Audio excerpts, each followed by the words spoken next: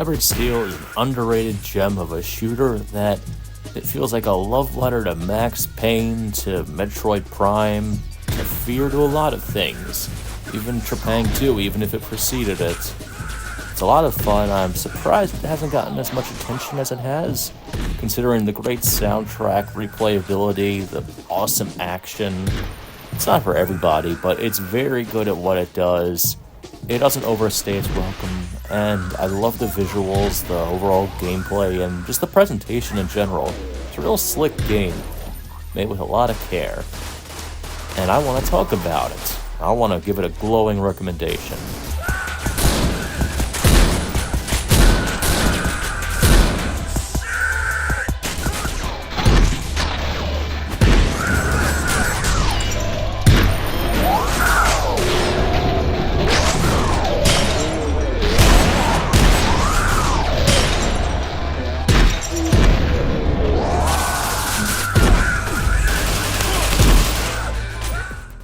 Severed Steel is a cyberpunk first-person shooter.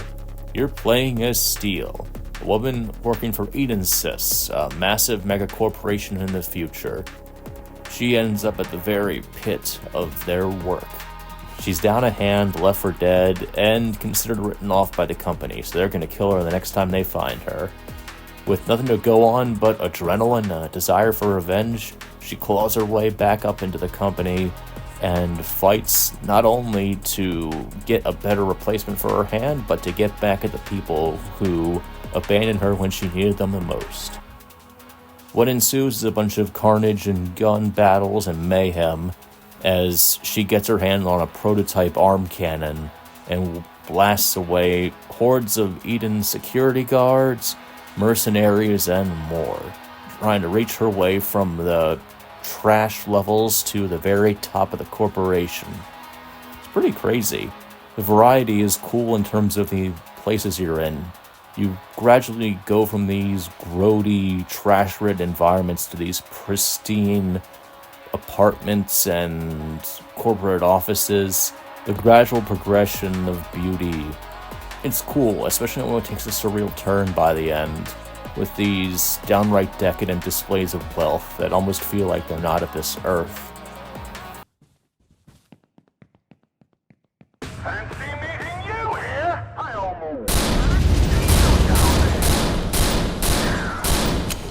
The cyberpunky aspects are all there, as expected. I mean, you've got laser weapons, you've got a corrupt, massive megacorporation, a plucky hero going up against impossible odds, arm cannons, bullet time, and everything else. A really good synth soundtrack as well.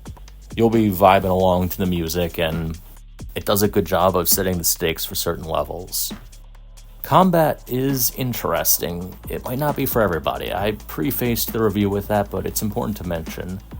You have 4 hits you can take until you die, and you're given a brief bit of mercy invincibility. The big thing that gives you an advantage is the fact that any sort of stunt you pull off makes you immune to bullets as long as you're doing it. So diving, sliding, running on walls, flipping, while you're doing that, your bullet time doesn't go down and you're immune to damage.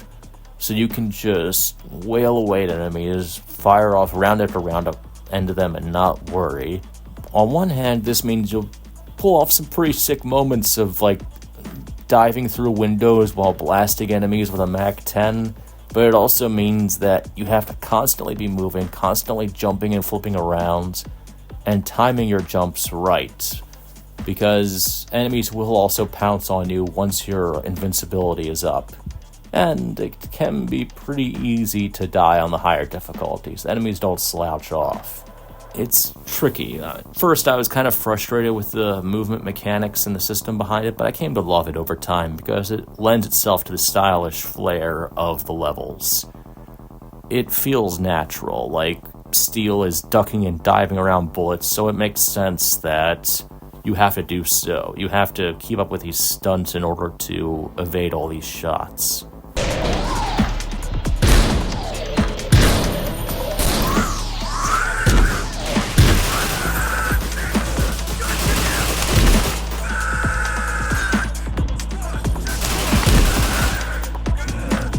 The gunplay mechanics are A bit like Max Payne crossed with Hotline Miami. Your guns only have what is loaded into the magazine when you pick them up. After they're done, you can throw them and pick up another gun, or you can kick enemies, or you can look for other ways to damage them, like explosive barrels or environmental hazards, or after a certain point in the game, an arm cannon.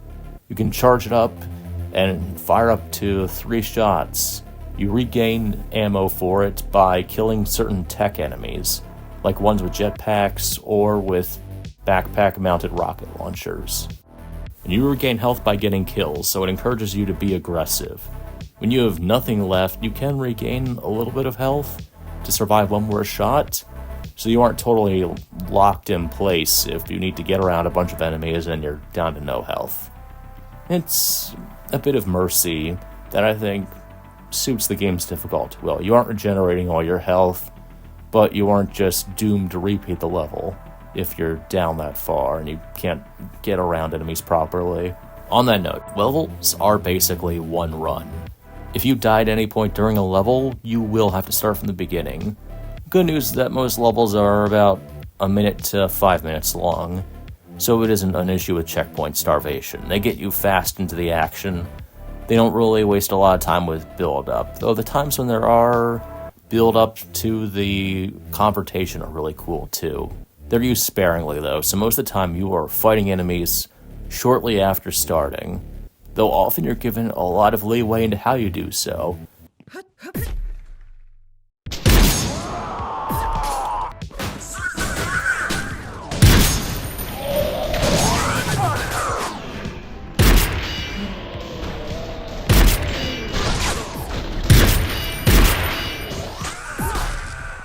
Which ties into my favorite aspect of the game, destruction. This is a lot like the Bad Company games, and to a degree Red Faction 1 and 2, because everything you see around you is destructible. Bullets will tear through walls and allow you to hit enemies behind them. Your arm cannon shots melt entire sections of the ground or the walls. You can blow up areas with certain weapons or by shooting explosive barrels. You can reform entire levels by just melting them away with a flamethrower or blowing them up enough with grenade launchers. You can do so much damage, and you can just completely reshape how a level is going to look, how it plays, how it feels, and enemies will react accordingly. You can do an insane amount of destruction in this. I mean, it isn't like the physics-based destruction of Red Faction Guerrilla. It's more like the first 2 games where you blow holes in walls and you can like tunnel through it to get to enemies. Or if you start out and need to kill all the enemies inside of a structure, you can go in through the top or just blow a hole in the side to get to enemies. Or if there's a stairway to more Eden Sys guards needing to deal with them, you could just shoot a hole into the middle of the ceiling and kick your way up to the next floor and ambush them that way. Enemies are aggressive, they play well. They'll generally go looking for you once they suspect you're around. They don't just lock onto you instantly. They play more like the Trepang 2 enemies in that regard. They're smart, but they don't just laser in on you every time. Speaking of Trepang 2, this actually has the main voice actor of Task Force 27 voicing most of your enemies. He does a really good job too. It's similar to the Task Force guys, but they bring their own personality. These guys are a lot more arrogant, they're more quickly to taunt you, but they're also quick to lose their shit once you start turning the firefight against them. Once they'll have call-outs for heavies getting taken down, for their squad getting whittled away.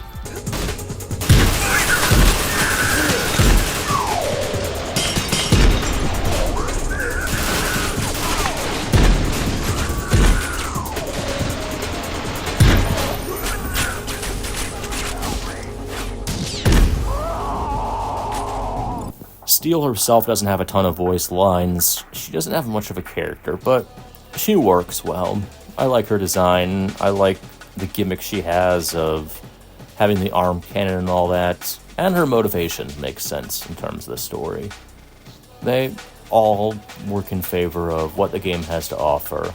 The story itself is very vague, admittedly. You can follow the basic gist of it, but there were aspects I was kind of confused about.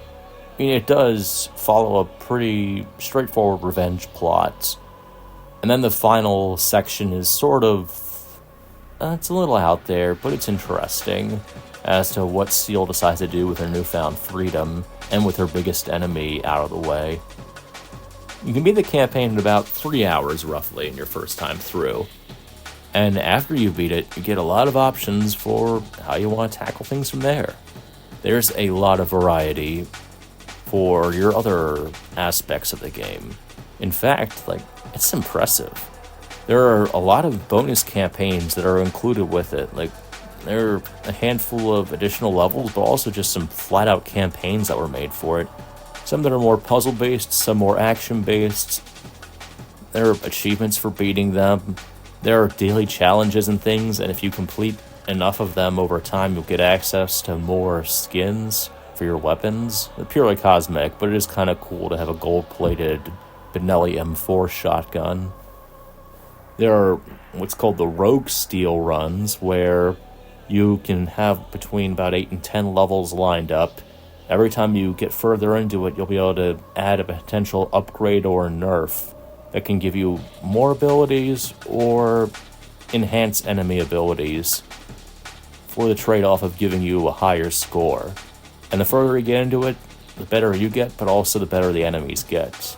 This also adds new weapon options and new levels and other stuff, along with unlockable cosmetics as you get further in.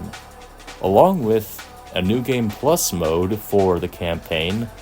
If you want enemies with new locations, new loadouts, if you want a new way to experience the campaign, then New Game Plus is an option.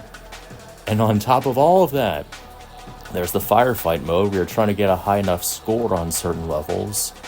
And on top of all of that, there's a level editor. It's crazy how much stuff they cram into this. Apparently this has been in continued development for about 4 years. They actually had a big update around the time I got it. And they have a lot to show for it. A ton of enjoyable, entertaining content that manages to feel fresh even after you've beaten the main campaign or beaten it on New Game Plus.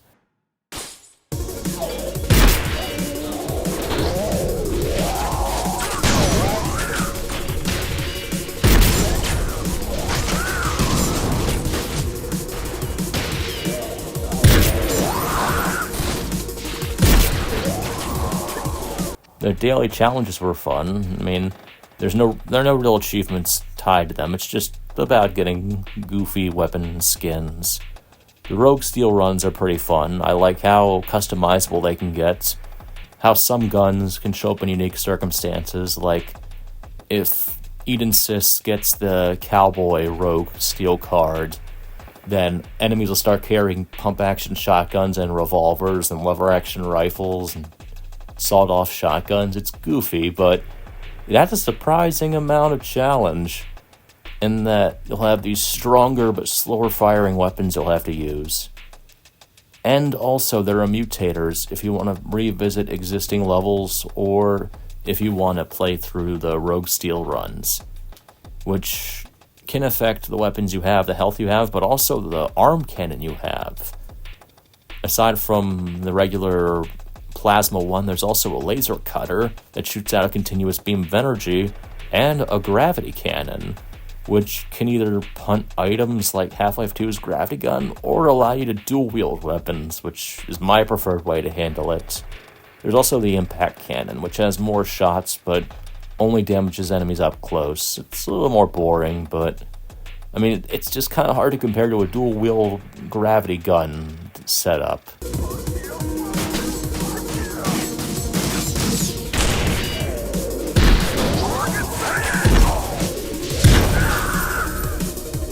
Anyway, what I'm getting at is Severed Steel's awesome. It's a really good shooter. I got it for an insanely low price. I don't know if it's still on sale for that cheap, but it was less than $5, and I got a lot of time out of it.